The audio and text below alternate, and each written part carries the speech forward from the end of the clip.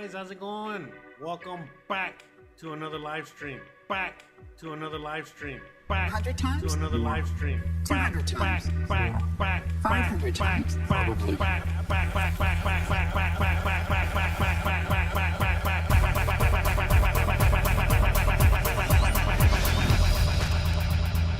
Who is Jose Arteaga? Jose Arteaga is a YouTube content creator with several channels focusing on different themes. I can't do it. We'll do it live. We'll do it live. Thing sucks. His main channels include travel vlogs and lifestyle content. On his travel channel, Jose Arteaga Travels. You ain't got the answers, man. You ain't got the answers. Additionally, he runs a cooking channel and engages in other personal projects that highlight his diverse interests and expertise. Projects and expertise. Projects and expertise. Project, project, project, project, project, project, project, project, project, project, project, project, project,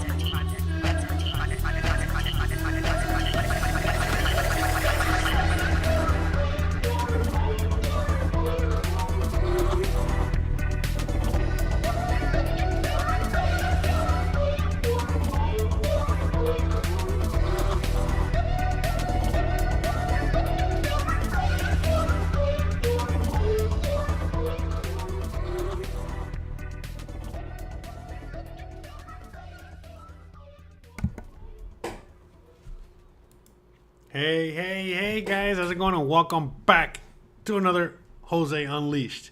Yeah, that's right. I speak in the third person, but hey, it is what it is. Hope you guys are ready to rock and roll. In today's episode, we have a very, very serious episode. As you know, we like to take things very seriously here. And today we're going to be talking about something very important. Simply because, well, the last few weeks, I decided to do some videos talking about, loosely, trying to make fun of like the whole political situation going on out there, whether it was picking on the left or the right or the top or the bottom, Trump, Kamala, Biden, whoever, it didn't matter. People were losing their shit, one shape, form, or another. And, that's not what I'm trying to do here. I'm trying to have some fun, enjoy the show, and enjoy making the show and doing all that stuff. So I decided to take another route and go more serious, since that's what everybody's looking for. So in today's episode, we're actually going to talk about how you have to prepare, the things that you need in order to prepare. And you don't have to do anything. In fact, honestly, if you were to ask me, what would be the main thing I would do to prepare for the upcoming elections in the USA is leave the USA. Leave. Just leave. Anyways, but I know most people don't want to leave. That's not an option for everybody. Some of you guys want to stay and fight the good fight, roast some marshmallows on the burning ashes of the empire. Whatever it is you want to do, it is, your prerogative to do whatever you want. But, if you really want to be able to, survive, through this whole apocalyptic election season, then, you're going to have to, wrong button. You're going to have to go on ahead and prepare. And how are you going to prepare? Well, again, I found this beautiful article on this website called Zero Hedge. I don't know, maybe you've heard of it, maybe you haven't, but it didn't matter. I was just looking for topics on what to talk about on today, and I found this one, and I was like, oh, this is perfect. Now, we're not going to read through the whole article because, you know me, it's not about that. It's more about, well, I saw this list, and I thought it was interesting that this was even a thing, and I was like, all right, why not go through the list? Why not talk about these things and see whether or not you're going to need them? Now, to me, I just found this whole thing kind of hilarious. The fact that, what's the best way to prepare for the election? Oh, okay, stockpile, like if you're going into World War III. I mean, seriously? I mean, sheesh. That's not that's not leaving much for the imagination out there. I mean, are they really, really expecting things to get that bad? I mean, because when I just kind of loosely saw this list. I really didn't go through it. I figured it would be, best and more fun if we went through it together. But I mean, just from a few of the items that we're seeing here, like, and number 26, ammunition. Okay. A hammer. Okay. Canning jars. A generator. A solar generator. So it's like, I mean, what exactly are people preparing for over there? You know what I mean? Like, what are you guys doing over there? What's going on over there? I haven't been to the U.S. in over 6 years, so I'm genuinely asking, what the hell's going on over there? Why is this even a thing? So anyways, this is what we're going to be talking about today. Maybe if you see, if there's something that you would think that you would need for survival that is not on the list and you want to maybe add it, please, join us in the chat and let us know what your thoughts are and what your thoughts are on all this. And let's just, I guess, get right into it. I mean,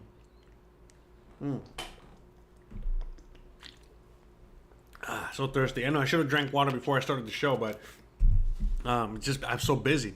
It's about to rain out here because it's the rainy season. It's afternoon, so it's about to rain out there. And I had some laundry. I had my dirty laundry hanging out there. Well, my clean laundry. And so I was just had to pick it up and do a bunch of things. So I was out there in the hot sun, and I apologize for being a few seconds late or whatever. But let's read a little bit of this article. I mean, why not? I mean, we might as well read the article. I'm not an article reader type of thing. That's not what I do on the channel. But I figured, at least for now, this is something that is very relevant, because the reality is that, it doesn't matter whether you're on the left or the right. Most people are not expecting a good outcome. Again, if you are left-leaning and if you are left-leaning and Trump wins, well, a lot of you guys are freaking out. And a lot of you guys are like, oh my God, I'm going to leave the country, or I don't know how I'm going to survive this. We're moving into tyranny, whatever. And if you are right-leaning or, in the middle, and Kamala wins, well, again, the same kind of thing. I mean? You guys are all expecting, civil war, some sort of, big kind of bad situation coming your way. So it doesn't matter whether you're on the left or the right. A lot of people out there are expecting the worst. A lot of people are even expecting or thinking that it might be a civil war that could be, right around the corner. In my opinion, I feel like the U.S. is already in a civil war. It's just that it's not your traditional war. It's not your traditional type of like a civil war or whatever. It's again, we're in a new paradigm. We're in a new what's the word I'm looking for here? Things are different these days, meaning the kind of war that is being fought these days is more like an informational war, info wars, right? Prison planet, right? Most people are, living in a prison, whether it's a prison of their own minds, an actual prison, whether they're, they think that they're slaves. Well, they know that they're slaves. Some people are aware of it, some people are not. But the whole, that whole idea is a thing already. You know what I mean? So it's like, most people don't even know that the Civil War has already started, that you guys are already in the middle of it. And, yeah, you know what I mean? It's no bueno. It's no bueno. I mean, obviously, a lot of people are expecting, for it to get much worse in, the months to come and years to come, but especially after this election. Again, a lot of people are hoping that Trump wins, and then if Trump wins, obviously the left is going to lose their mind, and then if the left wins, the people on the right, they have absolutely no more faith in the election system, in the government. So they're going to lose their mind, and how is this going to develop?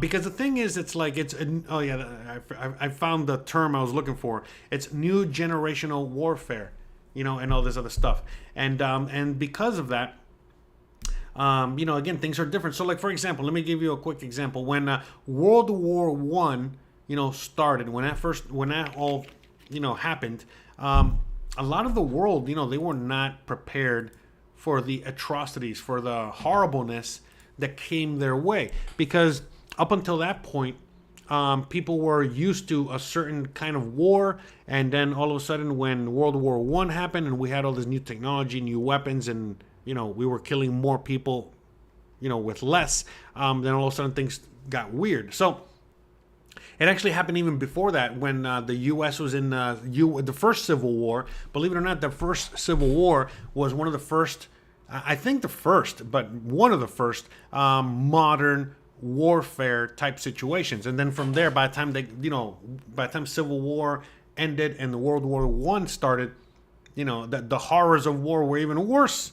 So, let's dive into that real quick. So again, back during the Civil War, a lot of people, again, they were just used to traditional warfare.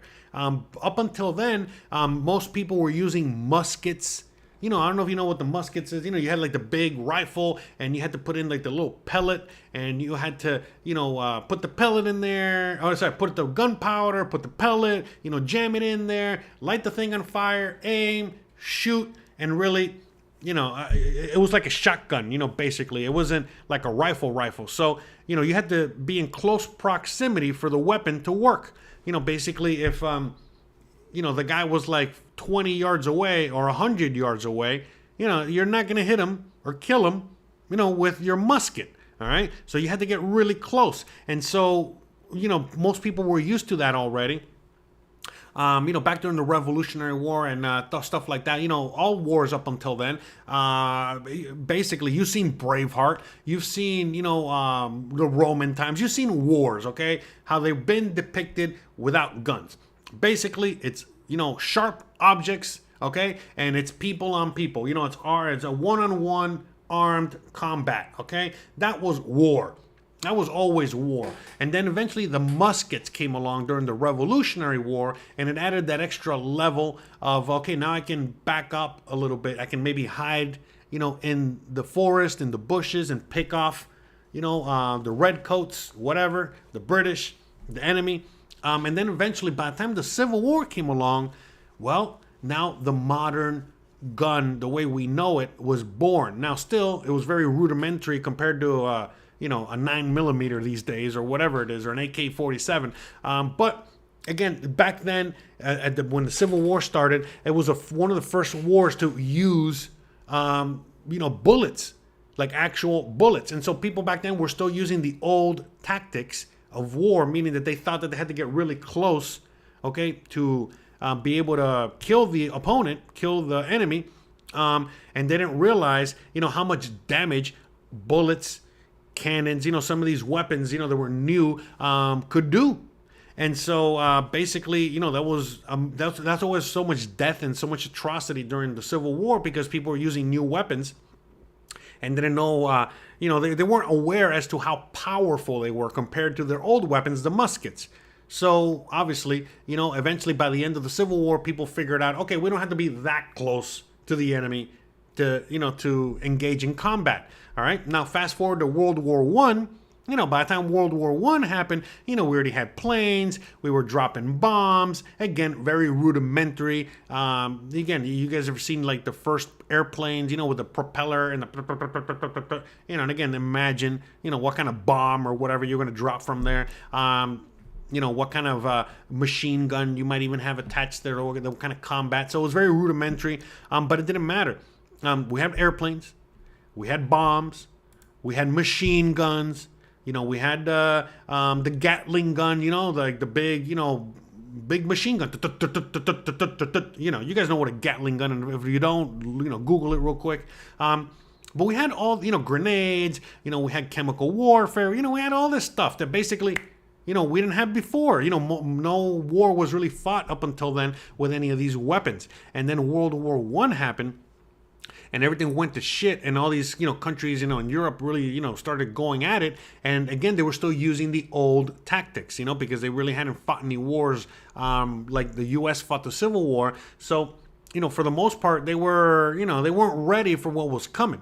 And before you knew it, again, the new technology created even more atrocities. Again, after World War I, it was so horrible. How people were maimed and killed, and again, just horribleness because of these new weapons that were in the hands of these soldiers that didn't know the strength and the power of these weapons. it was pretty bad. You know, look up some World War One pictures of military veterans that survived the war, and I mean, it's pretty insane. You know, how some of these people looked. Okay, after the war, after they were, you know, basically mangled. All right, it was so bad, in fact, that after World War One, the leaders, they got together. You know, the leaders of these countries, you know, they got together and they basically said, we can never have a war like this ever again. We can never use these wars. We can never use these weapons in war ever again. And it was just so bad, so much death, so much destruction, so much everything that it basically traumatized a whole generation, traumatized all those people to the point where, you know, they were saying, okay, we can't do this. You know, we can't do this anymore. You know, it's not going to end well. But again, you know, that only lasted up until the next war, which was World War II. And then by that point, you know, we had, you know, even more advanced technology.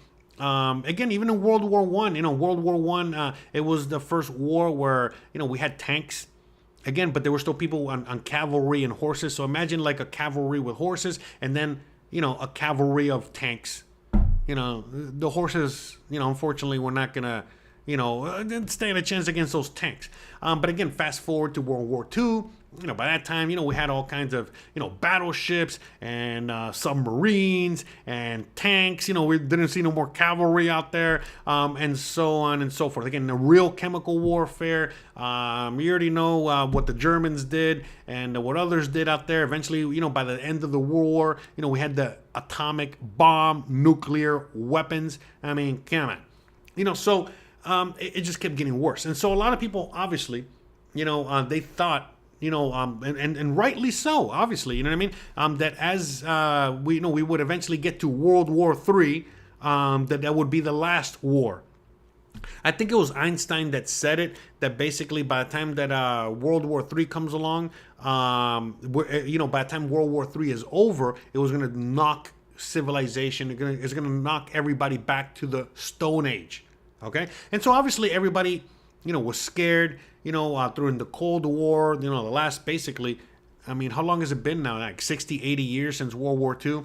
80 years. You know, they've been scared to death, you know, that, again, the next World War III is going to be a nuclear war and we're all going to just be extinct. But fast forward to where we are now, and a lot of people, you know, you can ask a lot of people out there, you know, that are well versed on all this, you know, and they'll tell you straight up that you know, they'll say, hey, World War III is already going. All right, we're in the middle of World War III, whether you like it or not. You know, the U.S. is already going through a civil war, whether you like it or not. But most people don't see that because, well, they're not seeing war like what we're used to seeing.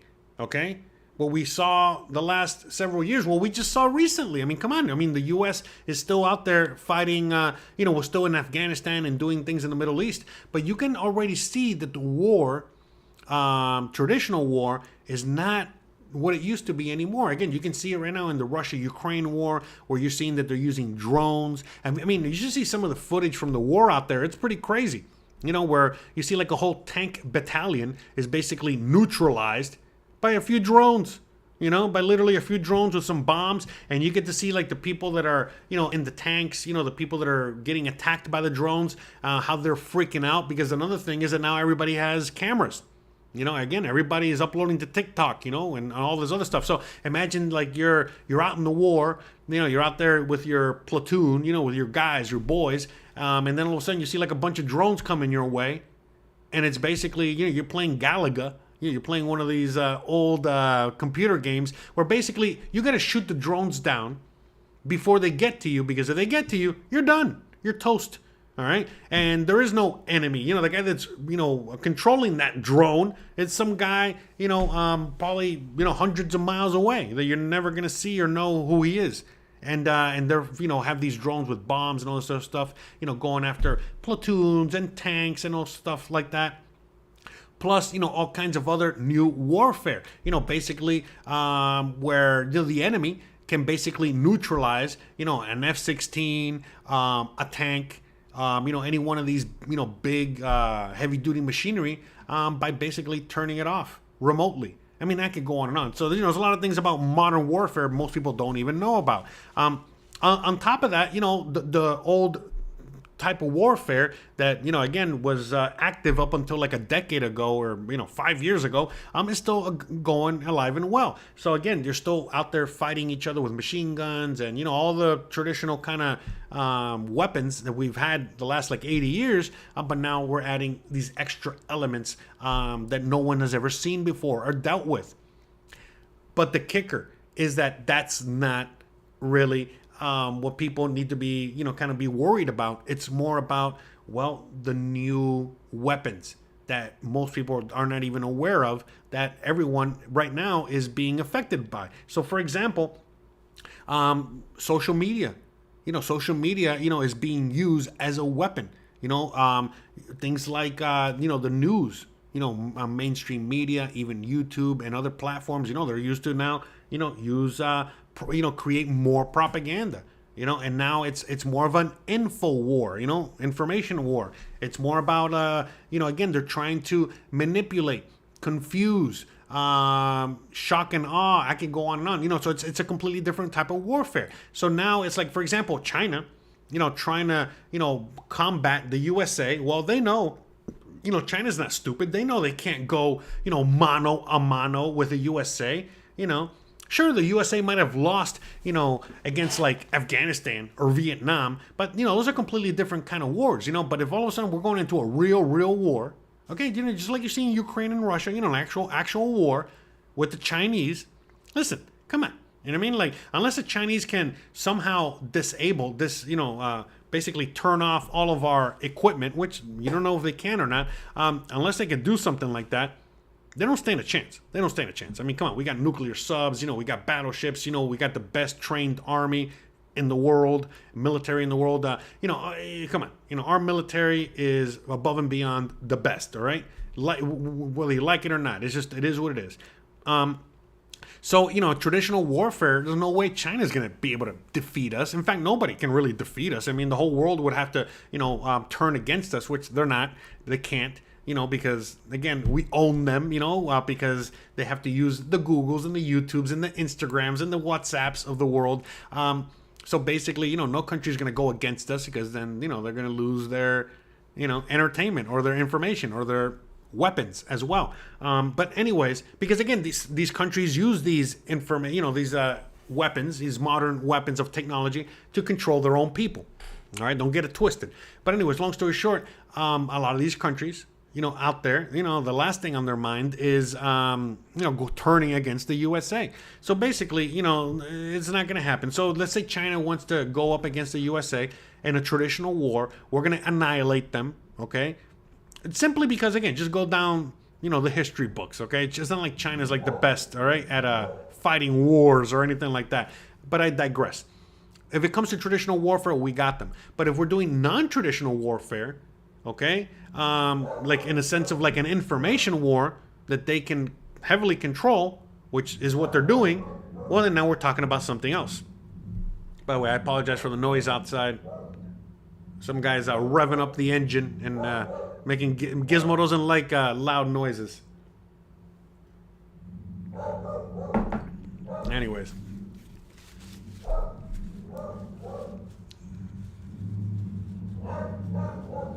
Are we done? Are we done out there, motorcycle light guy? All right, anyways. Must be some freaking Chinese, Okay. Anyways, actually, it sounds like a Harley. But anyways, I digress. All right, so back to what I was saying. So at the end of the day, right now, what is China trying to do? They're using a tactic that is, again, as old as Sun Tzu, aka, I don't know if you guys know, Sun Tzu, the Mongolian, damn, what's the word? Emperor, not emperor. Well, he's the emperor, but he was also anyways. All I'm saying is that Sun Tzu's Art of War, you should read that book, okay? And you read that book that was written by this guy that didn't even know how to read or write, thousands of years ago, is very relevant today, all right? And so part of that, in that book, they talk about, again, being able to, trick your opponent, okay? By using information or misinformation or whatever it is, okay? And confusing them and doing all this other stuff. There's many ways in which you can win a war or win a battle or whatever it is, okay? And so that's what China's doing. China's like, okay, we know that we cannot go, hand-to-hand combat with USA. They're gonna kick our ass. Shit. Just the citizens alone, just average, Becky and Joe from Alabama with a few shotguns, and 300 pounds of extra weight because of the McDonald's, chicken nuggets that they've had. They can take down, several Chinese, okay, without even thinking about it, all right? So imagine our actually, well-trained Marines, okay? Whether they're trans, gay, whatever it is, it doesn't matter, okay? At the end of the day, we got the most powerful military and the most powerful civilian, kind of situation there. But anyways, what I'm trying to get at is the fact that they're using another tactic, and this other tactic is information or misinformation. Or again, they're trying to turn the people against each other, and you're seeing it. It's happening, and right now, you see everyone in the USA fighting over everything. It doesn't matter what you say. Everything is politicized. Everything is, whatever it is. If I say, oh my God, it's starting to rain again, people all of a sudden say, oh, it must be climate change. Or they'll be like, oh, no, that's HARP. That's the U.S. that's creating a storm and they're attacking Mexico. And all of a sudden it's like, well, what about just rain? What about normal weather patterns? What about, why did we all of a sudden stop using our common sense? And so right now we're at that point where a lot of this misinformation, information, whatever, has infiltrated, a lot of the American public, a lot of other people around the world, to the point where they're turning against each other and they're fighting against each other and they're eating each other, literally and figuratively. And obviously, that's what China wants. China's like, well, we can't beat them, but what we can do is maybe they can beat themselves. Maybe they can, fight against itself, but, again, fight, American versus American. And you're seeing that. You're seeing that right now. Again, it doesn't matter what you believe in, what you think is right or wrong. It doesn't matter. You're basically fighting with your own people, fighting with your own American people. So now we're seeing that it's a completely different kind of war, for people that are paying attention. And China is already at war with us. Russia's already at war with us. There's countries out there that want power, or at the very least take power away from us, and they know that that's the only way that they can beat us. Again, through Opium Wars 2.0. All right, you see China, bringing in all kinds of fentanyl and all kinds of drugs out here. You're seeing the system that we have set up, in order to make sure that it's evenly distributed, throughout the country in one shape, form, or another.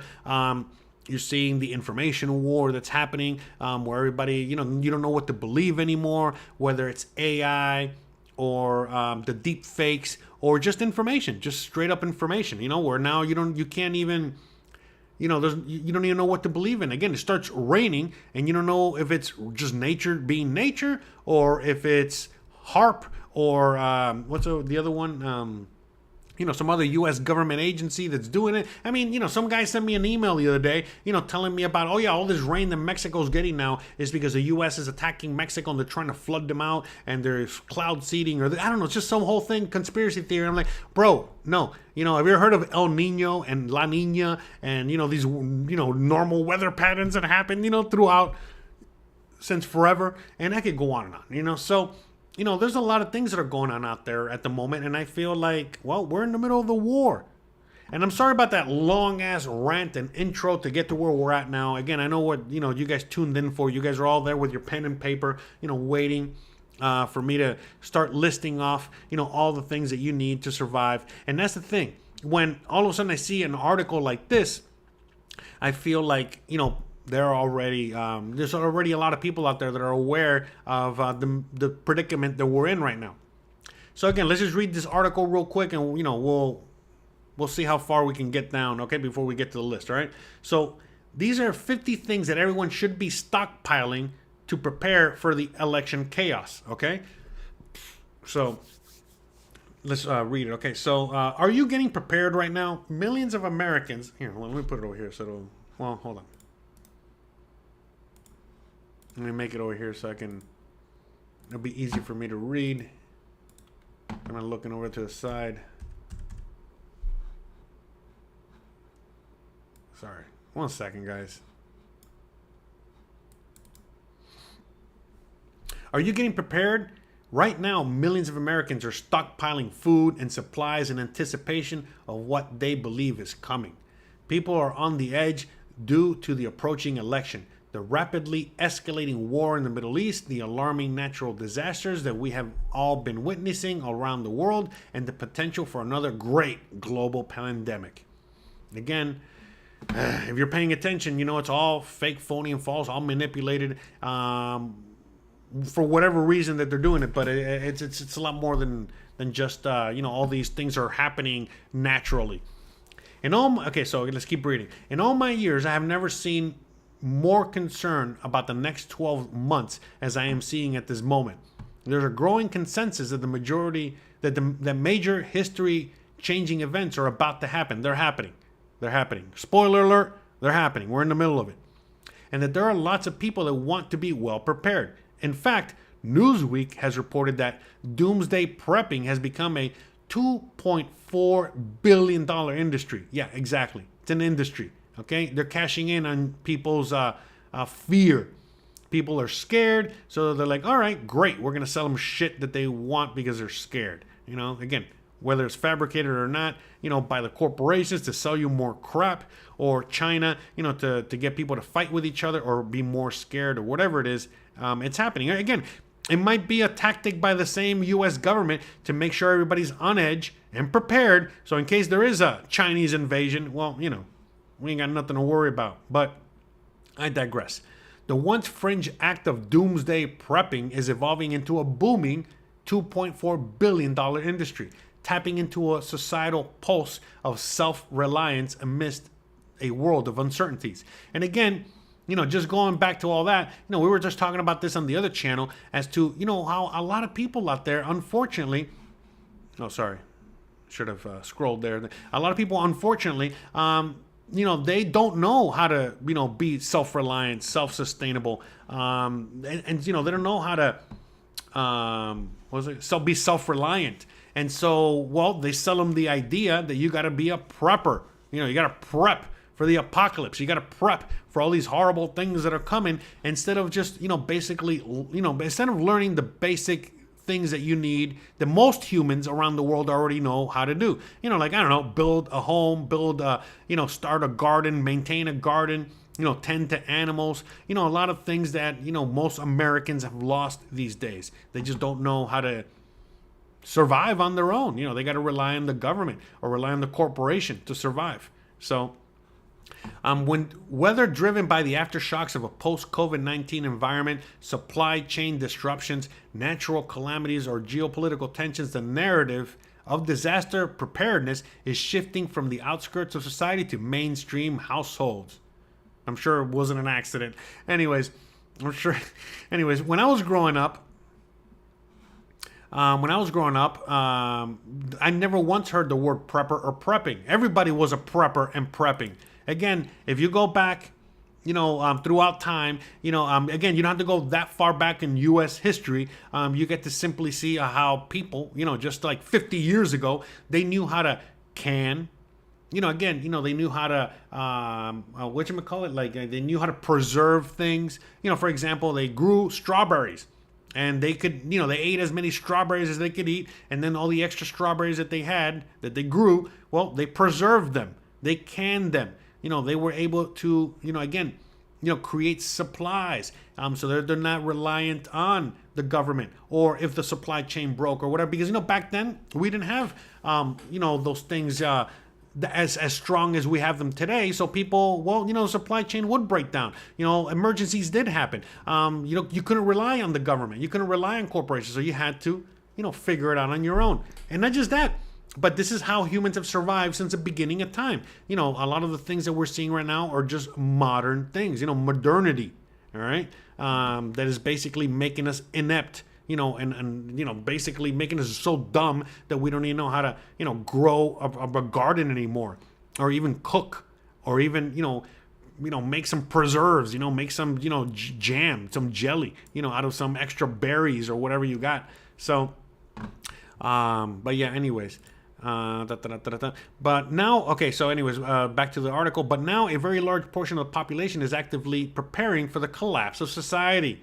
Again, I don't see any of that in Mexico. I see it again. Why is everybody in the USA, with that mentality and with so much prepping and stuff like that? And I don't see anything like that here in Mexico or other countries. You can go to many countries around the world, and you're not going to see anything like that at all, nowhere close. So hold on a second. Wait. What did I do here? Okay. These days, even Costco is marketing to preppers. Amid Costco's already stocked shelves of oversized jars of peanut butter and 12-pack macaroni and cheese, there's a hardcore new addition that is lighting up social media. The ReadyWise 150 serving emergency food bucket for $100. The bucket includes 80 dinners, 30 breakfasts, and 40 energy drinks. With a shelf life of, prepare yourself for this, 25 long years. I mean, this again, the ridiculousness of this. You know what I mean? You know how people around the world prep. How they have what their emergency food buckets is like. Again, they have a garden. They keep animals. They know how to grow this stuff.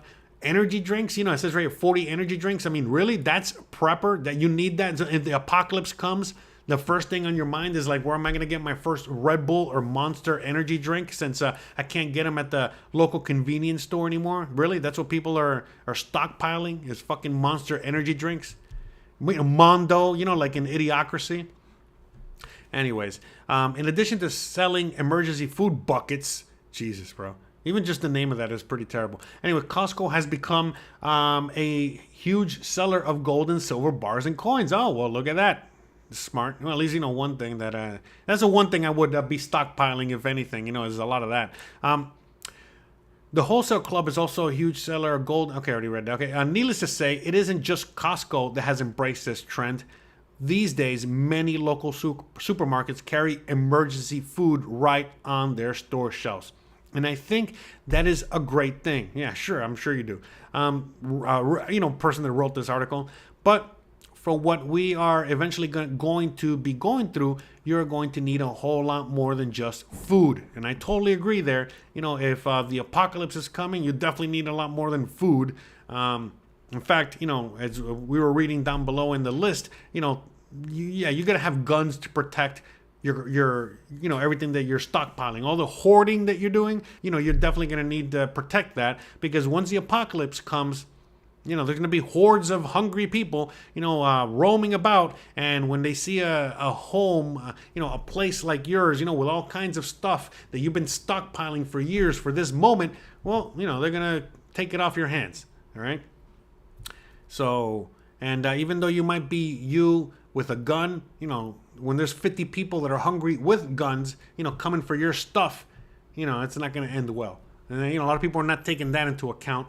This is why the most important thing that people need to be doing in times like this is that they need to be building community. The number one prepper item, okay, that people need, the one thing that you need to survive is community. If you don't have community, you're on your own. And if you're on your own, well, you've seen Mad Max and you've seen those movies. It's not going to end well, okay?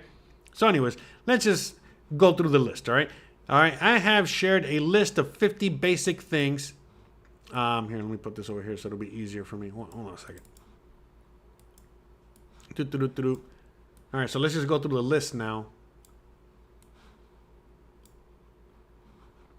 Okay, I have shared a list of 50 basic things I believe everyone should be stockpiling in a couple of my books. Okay, all right, person that wrote this. And today I would like to share with all of you. By the way, you know what a good book, would be, for anyone out there in the audience that is interested in, prepping. In fact, let me see if I can find it real quick. Hold on a second. But yeah, there's this book called The Zombie Survival Guide. I highly suggest you get that, because it's supposed to be a book that's for entertainment, for comedy. And I bought this. I remember I had this back in like the late 90s or early 2000s. I forgot when I got this book. I don't have it now. But I remember when I was reading that, it was very, very relevant And definitely relevant today. So there it is. Hold on. This book right here.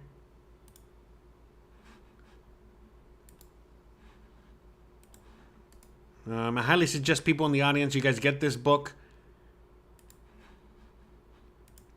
Okay? Great book. Okay? It's a fun read. It's an interesting read. But if you're really, preparing, okay? If you're really looking into this list of things, this should be on your list. Okay? This should be on your list. Because basically, believe it or not, it's a regular survival guide. Okay, it's just the zombie survival guide in case there's a zombie apocalypse, which again, I've argued multiple times that we are in the middle of a zombie apocalypse. Have you seen your fellow man? Have you seen all the NPCs roaming around? We're living in the zombie apocalypse already, all right? The zombies are everywhere. So you might as well get this book, okay? But basically, okay, you don't have to get this book, but get yourself a survival guide. There are tons of books like this, on survival. Again, it's always good to know this information. Again, if you're stuck, in a snowstorm, in a blizzard, in a forest, in the jungle, again, if you know basic survival skills, you will be able to survive anything. So get this book, because if the apocalypse is upon us in the USA and Canada, and things are really going to get really bad real soon, you need this. You need this information, okay? All the mac and cheese in the world is not going to fucking save you, when the shit hits the fan, all right? You need to figure out, how to survive for real, all right? So, like, how to start a fire, how to capture rainwater, how to purify water, how to clean water, there's many things, okay? And obviously the zombie hordes are going to be coming for your mac and cheese in a bucket. So you got to figure out a way to, push them back and combat them as well. So you might as well get this book. All right. We are in the middle of the zombie. So, what is it? Apocalypse already. By the way, let me just go into the chat real quick before I go down this list. Shout out to everyone out there. Shout out to Quiet Cypher, Alejandro, Hanson, Mike, Phil, Henry, and everyone else in watching. I see a bunch of people watching out there. Shout out to all of you guys. Much appreciated. Phil says, I have 50 mason jars of tomato sauce from the extras of my garden. No, there you go. Plus all of the canned vegetables. See, look, but I know, Phil, I know you live in Mexico, so you already know what's up. It's a normal thing out here to do these things. It's a normal thing still to can, preserve, grow. Again, be self-reliant on yourself. Build a community. You understand why a community is important, because you might have a tomato garden, and your neighbor might have an onion garden. Well, you can trade onions for tomatoes. Okay, so you're not eating tomatoes every single day, that kind of stuff, and that guy's not eating onions every day, and I can go on and on. So that's what you need. So you need community. That's why community is so important, because it's all about when the shit really hits the fan. Now you got a whole village, a whole community that is going to be fighting off those hordes of zombies that are coming for all your stuff. Okay? And some people are really good at shooting things. Some people are really good at growing. Some people are really good at keeping animals. Some people are really good at making cheese. Some people are really good at, tailors. You need people to still make clothes. You need all kinds of people. You need a community. You can't do it all on your own. And so and that's one thing I learned about COVID. When COVID hit, I saw people, killing each other over toilet paper in the USA. And in Mexico, everybody was getting along for the most part, because, there was a lot of community. And people were like, okay, we're in a big worldwide emergency, so we got to take care of each other and help each other. And everybody, is adding something to the mix here. So community. The number one thing on this list should be building community, or being somewhere where you can build community. The second thing on this list should be this book, or a survival guide of some sort, okay? So those are the things that you and everyone needs out there, okay? 100%. Phil says, this is what happened in Venezuela. I have friends who live there, and there are groups of people who would overrun houses. Yeah, exactly. A big thing out there is figuring out how to defend your house. Yeah, exactly. I mean, and so that's the thing. And so, like in Mexico, it doesn't really work that way. I mean, again, there's a whole cartel thing. There's like a whole different scenario out here. But for the most part, most people can survive and will survive because, well, not only do they defend themselves, but they got whole communities defending people from outsiders and so on and so forth. And it's a lot. People in Mexico are more adept at surviving and fighting the cartels or fighting government or fighting whatever other outside influence is trying to infiltrate the community or the village or the pueblo or whatever. Again, you see even towns and cities that are up in the mountains, basically cutting off roads and all kinds of connection with the rest of the Mexican people and civilizations, just so they can make sure that they're safe from the government, from the cartels, from everybody. And that's the thing. I mean, if the shit were really, really gonna hit the fan, I mean, it's a lot more than stockpiling mac and cheese, and all this other stuff. So let's look into this, okay?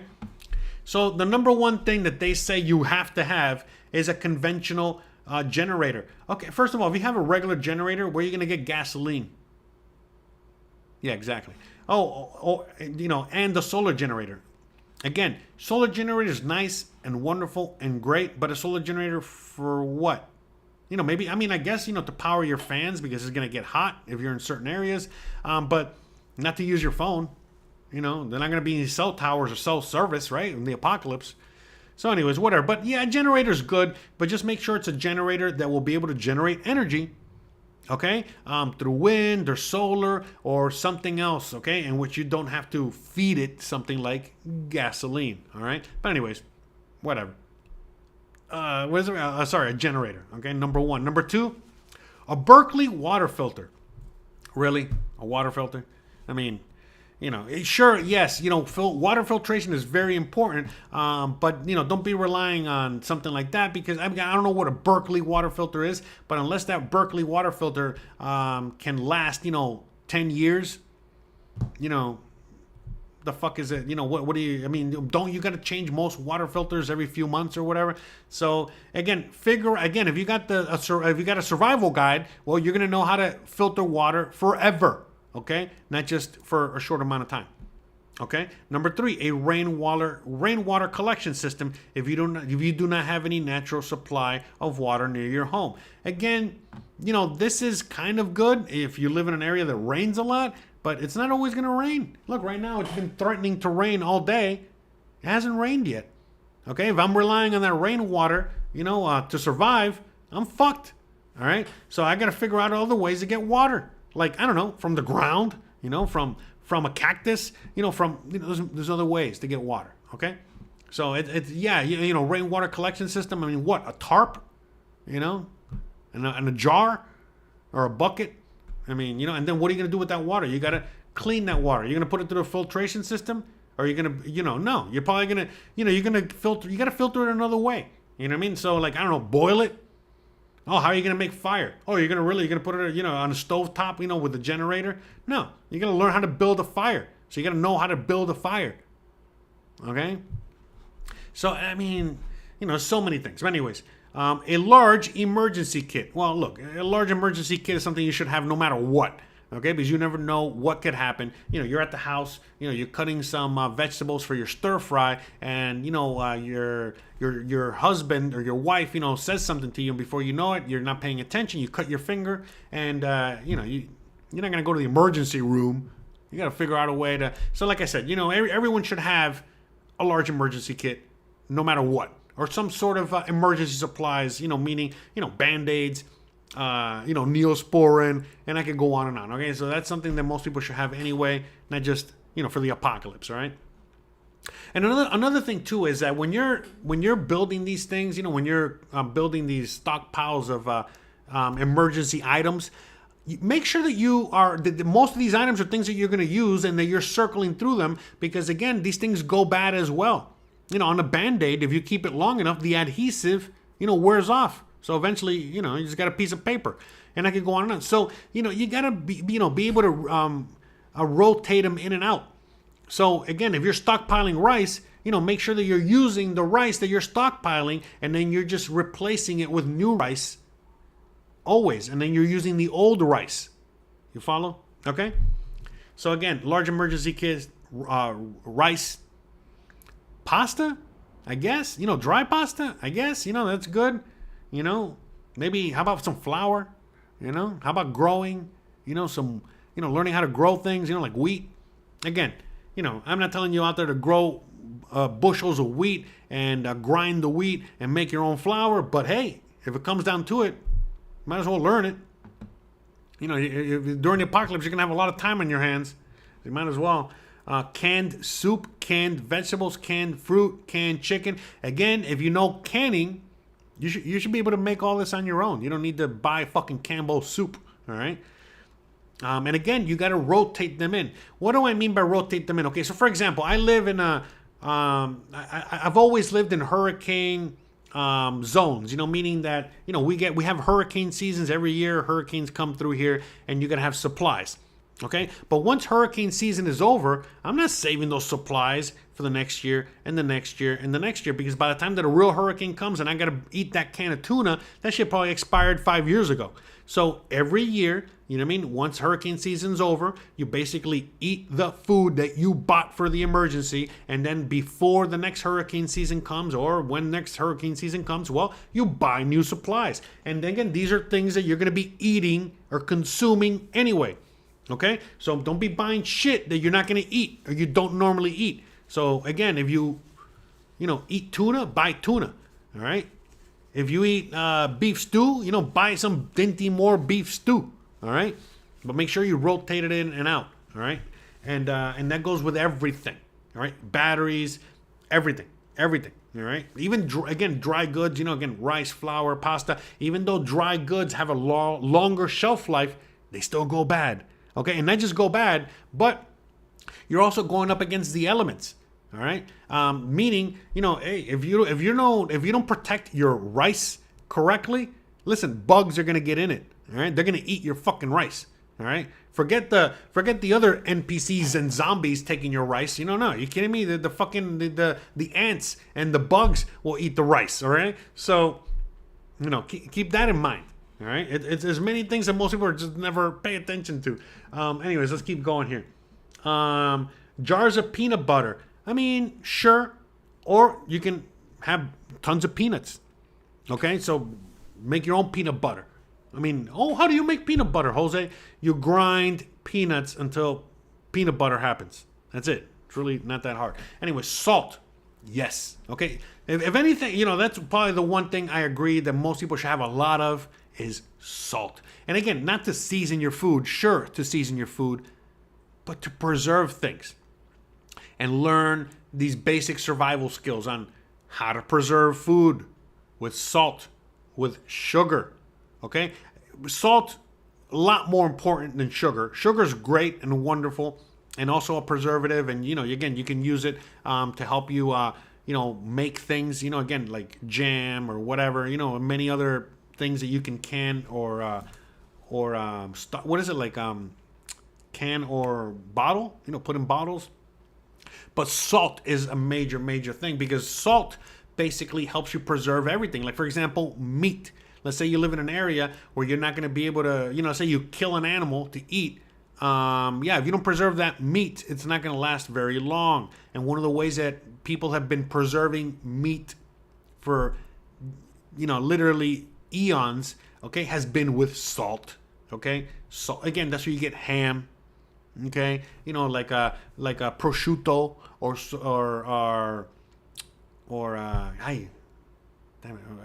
serrano ham. Anyways, but like a prosciutto or whatever. So you can use that again to take out the moisture out of these things, and so they can have a longer shelf life. Okay, so salt is very important. All right, sugar important. Powdered milk. I mean, I guess might as well. Powdered milk will definitely last a lot longer on your shelf than canned milk, all right?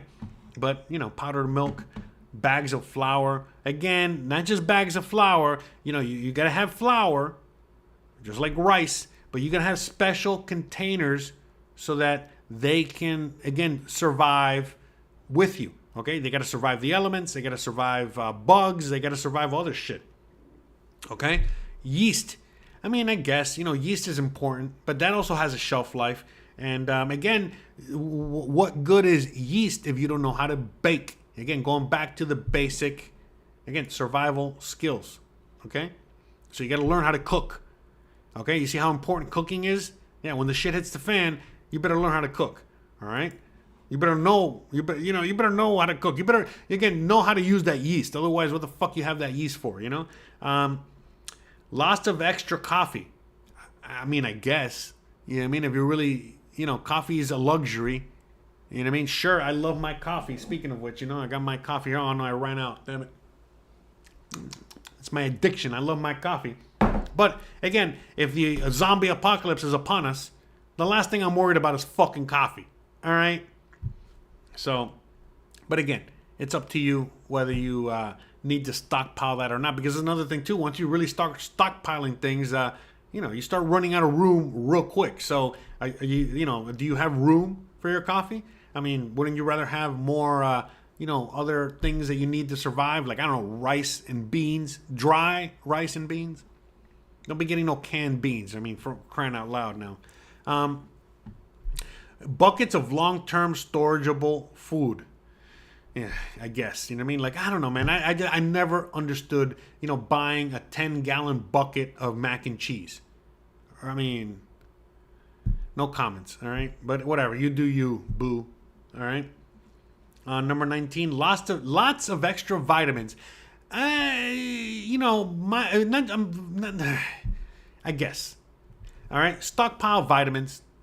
Stockpile medicine. If there's medicine, things that you need to survive, stockpile that. But the reality is that again, going back to the survival guide, there are natural medicine recipes, natural medicine.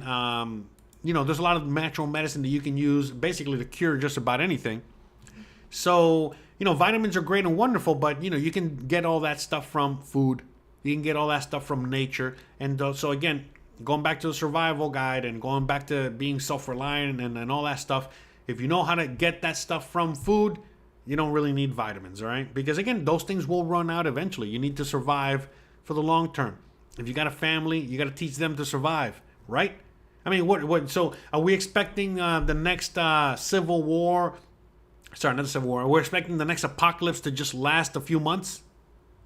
No, it's gonna last years and years. And then not just that, but then what are you gonna do after the apocalypse? How are you gonna rebuild and do everything? So you gotta have skills. Survival skills more than anything else. But vitamins, I guess. Lighters or matches? Yes, both.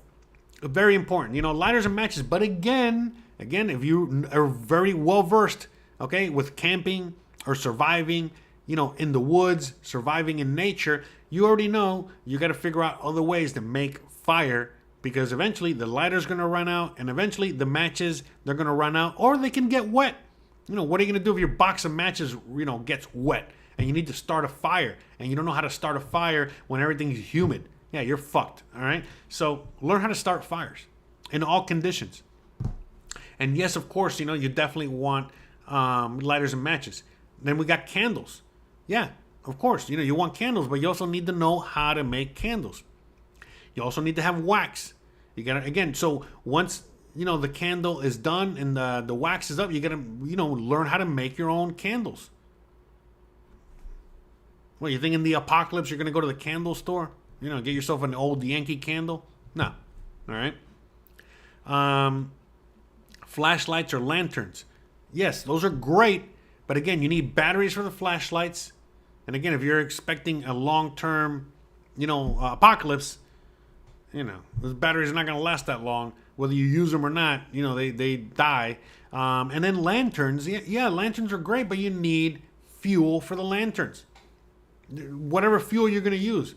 Whether it's whale oil or gasoline or propane or not propane. What's the other one I'm looking for? Butane or whatever. That's something. And those things are flammable and highly combustible. So again, there's a safety thing there too. All right. So and most people don't know how to use those things. All right. Plenty of wood to burn. I mean, really, you're gonna stockpile wood? You know, instead of learning how to chop wood down and chop wood. I mean, that's pretty fucking ridiculous, right? Let me see. Extra blankets. Okay, sure. Extra sleeping bags. I guess. You know, again, why not learn how to sew? Why not learn how to quilt? Why not learn how to... Anyways, but still, whatever. Ammunition. Definitely going to need ammunition. You also need guns. You know, what the fuck is ammunition going to do? What good is that going to do if you don't got guns, right? If you don't got guns and you got to know how to shoot, right? If you don't know how to shoot and you don't got any guns, what the fuck you got ammunition for, you know? And if you don't know how to shoot, what do you even got a guns or ammunition for? You know? And again, you got guns and ammunition to protect, you know, your 50 items or more that you're going to be stockpiling. But again, as Phil was saying about, you know, what's going on in Venezuela right now, and what happens around the world, and what's always happened since the world has been turning, is that, again, if you're stockpiling a lot of crap, you know, most people are going to know that you have a lot of crap, and they're going to come and take it from you. The end. All right. So, anyways, number 27, extra fans if you live in a hot climate. Yeah. Again, make sure you got something to power those fans, like, I don't know, a generator. And then that generator is being, you know, you can get that power from wind or solar. Otherwise, are you really going to be running a generator with the precious gasoline that you have to power a fan? So anyways, I know some people will. Hand sanitizer? What the fuck do you need hand sanitizer for? How about rubbing alcohol? Or how about learning how to make alcohol? Which is natural. So hand sanitizer? What the fuck you need hand sanitizer for? Toilet paper? Really? You don't know how to fucking clean your ass like the rest of the world does that doesn't use toilet paper? There's a lot of the world that doesn't use toilet paper. And toilet paper is a pretty new invention. So why don't you look into how to wipe your ass or clean your ass without toilet paper? All right? This shouldn't even be on the fucking list. Extra soap and shampoo? Are we fucking serious right now? How about learning how to make soap? Okay? How about, again, maybe just having soap? What the fuck do you need shampoo for? You know? Jesus. Extra toothpaste? I guess, you know what I mean? Or make your own toothpaste with fucking baking soda. So maybe stockpile baking soda instead. Extra razors. Again, for what? You know, you can shave. You know, maybe anyway, whatever. Okay. Anyways, bottles of bleach. Okay, that's you know, bleach is good. You know, battery powered radio. No, that's bad. You don't get a battery powered radio. No, you need if you are gonna have a radio. Again, if the apocalypse is here, you're not gonna have any fucking radio stations to listen to anyway. What the zombies are gonna take over the fucking KKTY, and it's gonna be fucking. They're gonna play the zombies' greatest hits. I mean, are you fucking kidding me here? But anyways, whatever. Radio. But again, if you're gonna get a radio, not battery operated, we have crank. Crank powered radios, meaning a little radio that has a little crank to create a little bit of energy, power, to power a little battery inside the fucking radio, and the radio doesn't need anything. It just needs you to crank it a little bit, and that's it. You can use the radio without batteries. So again, whoever made this fucking list is retarded, okay? I don't know what else to say, all right? And it's an insult to people that are actually retarded, okay? They're actually smarter than the guy that wrote this shit. Extra batteries, again, you know, if you're expecting the apocalypse to only last a few months, sure. You know, otherwise, whatever. Solar chargers, yes, that's something I would hold over high priority. Is getting, solar chargers. And not just solar chargers, but if you are going to have batteries, make sure they're rechargeable batteries that you can hook up to the solar charger, okay, so that you can recharge your fucking batteries using the sun. Hey, anyways, trash bags, tarps. I don't know about trash bags, but definitely tarps. Tarps are always useful. So, anyways, a pocket knife, always useful to have knives. Knives are very useful, okay? So, Swiss Army knife, a knife. Here, I'll show you. Here, a knife, I'll show you a knife, okay? Knife, this is great, to cut cables, cut things, kill a zombie, whatever. Anyways, knives. A hammer. Really? A hammer? How about tools? How about just tools? well, fucking hammer. Get the fuck out of here. You need tools. So make sure you got tools. Okay? Not just a hammer, but you need wrenches and you need screwdrivers. You need all kinds of shit. Okay? Because again, in your survival home, things are going to break down just like they do now. So you need tools to fix those things or build things. So have tools. Okay? Not just a fucking hammer. Okay? Jesus. Hey.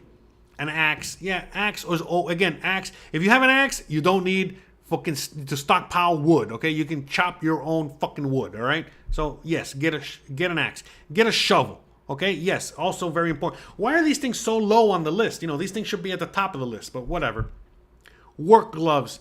Yes, why not? You might as well get, some heavy-duty work gloves and get some backup work gloves, okay? Because if you're going to be out there in nature, chopping firewood on a daily basis, get some gloves, all right? Work gloves, heavy duty work gloves, okay? Lots of warm socks. Yeah, I guess, depending on where you're living, right? Seeds for a garden. How about a garden? How about a fucking garden? Okay, and that garden will create seeds that you can reuse. Yes, keep seeds, but grow a fucking garden, okay? Or maintain a garden, okay? Maintaining a garden is a lot more important than just stockpiling seeds. And then when the apocalypse comes, that's when you're going to learn how to fucking grow shit. Yeah, you're not going to survive very long, okay? So, canning jars. Listen, again, those jars should not be fucking empty. So what the fuck do you need canning jars? Those jars should be filled with things that you canned already. Okay? Capiche? All right? So make sure you got canning jars, or make sure that you got something in there that you already canned. And make sure you already learn how to fucking can shit before the apocalypse. Okay? All right. Don't be using the apocalypse, okay, when you got the zombies and the marauders, knocking on your door trying to take your shit. That's when you're going to start learning how to do all these things. Okay? A substantial emergency supply of cash. Oh, yes, of course, because we know when the whole system crashes and falls, that cash is going to be very useful. It's not, okay? In fact, a lot of these other survival items are going to be a lot more useful than cash. Again, go to any country where there's a lot of hyperinflation, and you're going to see how well cash is. They use it for fucking fire, to fire wood, okay? It's fucking basically useless, all right? So, no, cash is not... You might as well keep a fucking credit card, okay? It's fucking useless, all right? Keep gold and silver, but really, all these other survival things are a lot more important than fucking cash. If you got survival skills or you got items that people need, that's a lot more valuable, okay, than cash. All right? 49 Bibles for every member of your family. Are we fucking serious right now? Again, books, yes. Sure, a Bible. You don't need fucking Bibles for everybody. Who wrote this shit, man? Anyways, but yeah, all right, you need books, okay? You're definitely going to need books. And if you're going to have books, make sure that they are, books that are going to be extremely useful. Like, I don't know, how to grow a garden. I don't know, like cookbooks, okay? Like The Joy of Cooking, okay? That will teach you, how to make things with the flour and the fucking yeast that you're stockpiling, all right? Or the Zombie Survival Guide, or any other survival guide. So make sure there are books like that. Also some entertainment, because you're going to be going crazy, with nothing to do. But long story short, one copy of the Bible is plenty, okay? You don't need 15 copies, all right? All right? And number 50, a bug-out bag for every member of your family. What the fuck is a bug-out bag? I thought I thought these 50 items was a bug-out bag. Who wrote this shit? Who wrote this? Hold on a second. Michael's new book. Hold on. Where's the guy that wrote this? Authored by Michael Snyder via the economic collapse.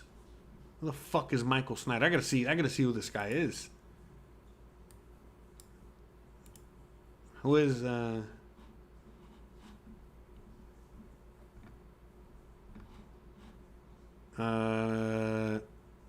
Oh, there you go. Okay. I just want to see a picture of this guy. Oh, yes. Oh, yes. That guy's definitely the right guy that you want to teach you and lead you to prosperity during the zombie apocalypse or the whatever apocalypse is coming our way. Oh yeah, that's the guy. That's the guy. Ay ay ay. Ay ay ay. No wonder the guy's stockpiling fucking toilet paper. Jesus. Ay ay ay. But anyways, guys. Yeah, I mean, look, honestly, yeah, I'm glad I kind of went through this. It's actually made a pretty good live stream. You know, I wasn't expecting much of this live stream, but yeah, you know, I think that's what a lot of people are just don't understand or are missing from the equation here is that when the shit really hits the fan, okay, you need a lot more than just, you know, a bunch of fucking bags of macaroni and cheese and, 10-gallon buckets of already made, mashed potatoes or whatever the fuck, you know? You know, how about learning to grow potatoes, okay? And learning how to cook mashed potatoes. I mean, Jesus. And Michael Hips says, Jose, you're too subtle. Tell us what you really think. Yeah, exactly. I know, right? Adrian says, I'd rather have these things you're mentioning and figure it out versus not having anything. Yeah, but again, you know, the reality is that, yeah, of course, you know, having all these things is great. But if you don't have, you know, basic survival skills, most of these things, you know, they're going to be useless to you. If you don't know how to use an axe and you're out there chopping wood for the first time and you have an accident, you're probably going to be dead, all right, real soon. Okay? Have imagine hurting yourself with an axe and there's no hospital, there's no emergency, there's no nothing, and then you're just fucking there like a dumbass bleeding out. You know, next to your fucking firewood and your toilet paper because you don't know how to use a fucking axe. All right? So, people are just missing these things, you know, missing a lot more of the equation. So it's like, yeah, ammunition. Okay, I see ammunition here, but I don't see guns anywhere. You know what I mean? Like, so what? You're just keeping ammunition for the people that are going to take your stuff that do have the guns, you know, so that, you know, you can, you know, resupply their ammunition. I mean, I don't. DG says, don't forget hundreds of boxes of condoms. No, you don't need condoms, okay? If it's actually by the way, shout out to you, DG. Again, if it's the apocalypse and everything's going to shit, it's actually your duty, if you survived, to repopulate the earth, okay? So you better make sure you get everything you see pregnant, okay? So, no. It's the other way around, all right? You don't need them. You don't need. That's the one moment in time you need to start popping them out. All right, so, but yeah, I mean, I don't know, man. This is pretty fucking hilarious, you know. I mean, ChatGPT could probably have written a better list of things, you know, and have been, half these items are just fucking. The hell, man. Fucking yeast. That's fucking hilarious. I mean, I'm not saying yeast isn't important, but I mean, you know, Jesus, man. El patrón del paisaje. There you go. See, look, if you have yeast, you can make beer. Right? Anyways. So, I mean, by the way, you know what I mean? Yes, yeast is important to make certain things, but you don't need yeast to survive. You can still make bread. You can still make crackers. You can still make a lot of things with the flour that you have. All right? Without needing yeast. But, you know. There's also natural forms of yeast that you can also outsource and get.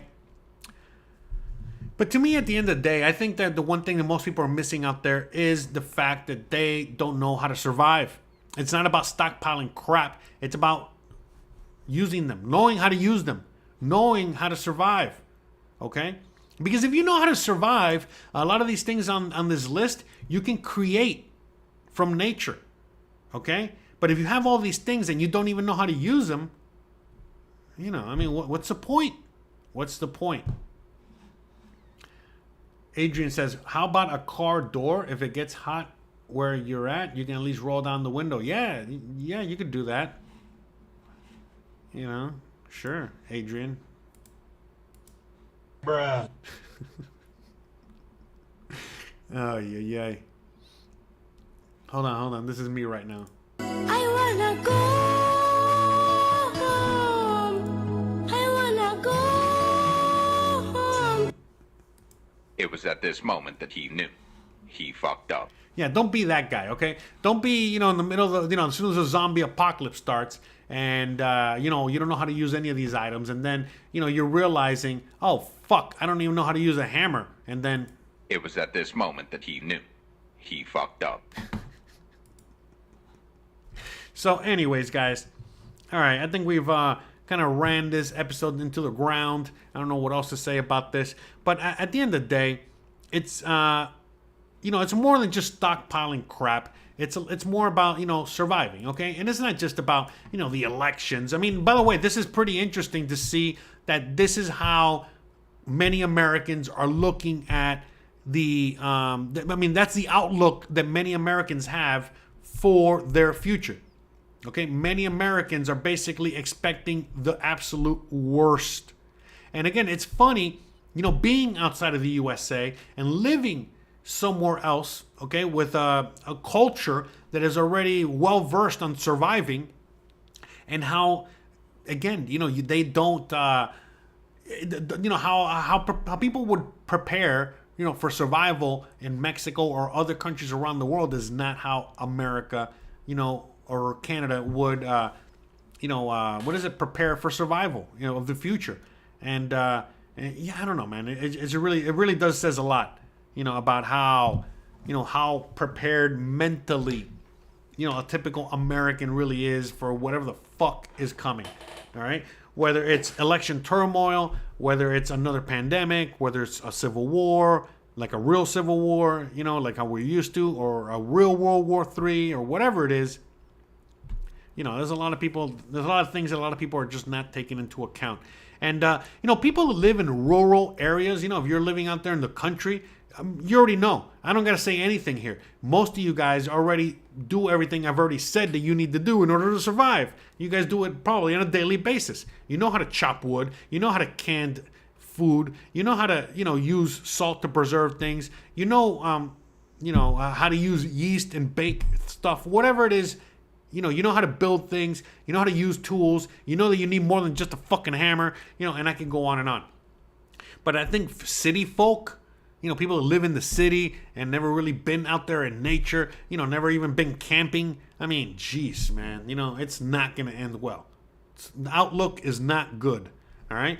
And I think that, you know, a lot of this is mainly geared towards that more than anything else. But whatever, man. It is what it is. What do I know?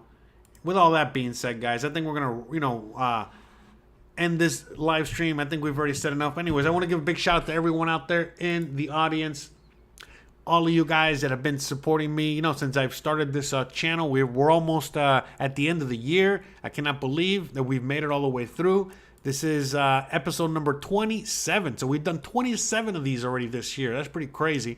And we still have the fourth quarter to go. But anyways, I just want to give a lot of, you know, a big shout out to all of you guys out there helping support the show. Hopefully, within the next month or two, we should monetize this channel. So you guys can leave, you know, super chats and, you know, make donations and buy t-shirts and all this other stuff. You know, things that you're going to need to survive. Anyway, you know, maybe I should start selling, you know, the Zombie Survival Guide autographed by me, even though I didn't write the book. But this is a really good book. I really highly suggest people check this book out and buy a copy. Okay? For fun. You know, for entertainment purposes only. But at the end of the day, it's also really, really good information in there. But besides this, get a real survival guide, okay? That's one thing that you really should add on that list, okay? Is a actual survival guide, you know? How to build a fire, how to collect water, okay? Because again, yeah, you might have the things to collect water, but do you know how to collect water? Do you know how to purify that water, clean that water? I could go on and on, okay? But at the end of the day, you know, there's a lot of things that people are just, you know, they're just missing. They just don't get, you know, about, you know, everything that's coming. But anyways, whatever the hell it is you're preparing for, make sure that you're mentally ready for whatever's coming. You're mentally prepared, okay? That you are ready to rock and roll and that you're not, you know, you're not going to repeat what happened during COVID, you know, where, well, you know what happened. You lived it, you know, and it sucked for most people. So, yeah, you know, it is what it is, guys. So, all right, guys, I really hope that you guys enjoyed today's show. I hope I taught you guys a few important things, if you didn't know them already, about what you really need to survive and how to survive, and that you are not caught with your pants down. All right, that if you do have your pants down, is because, well, you put them down and not somebody else put them down for you. All right. So, with all that being said, guys, I really hope you guys enjoyed today's show. I really hope you guys enjoyed, everything I did today on the channel and on the other channel, and everything I do here and all this other stuff. And you already know the deal, guys. All right, I'll see you guys here next Thursday.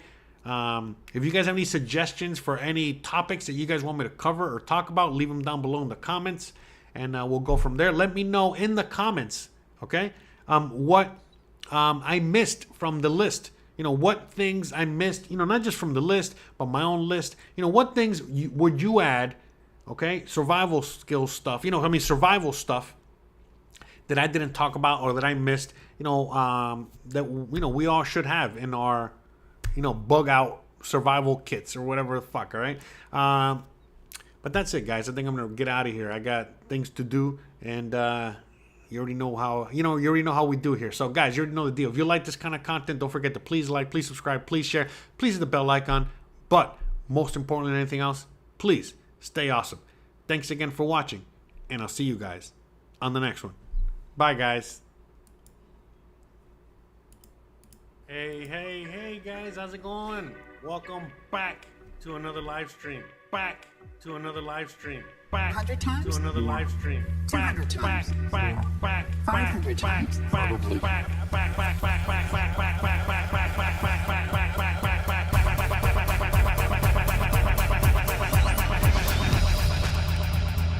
Who is Jose Arteaga?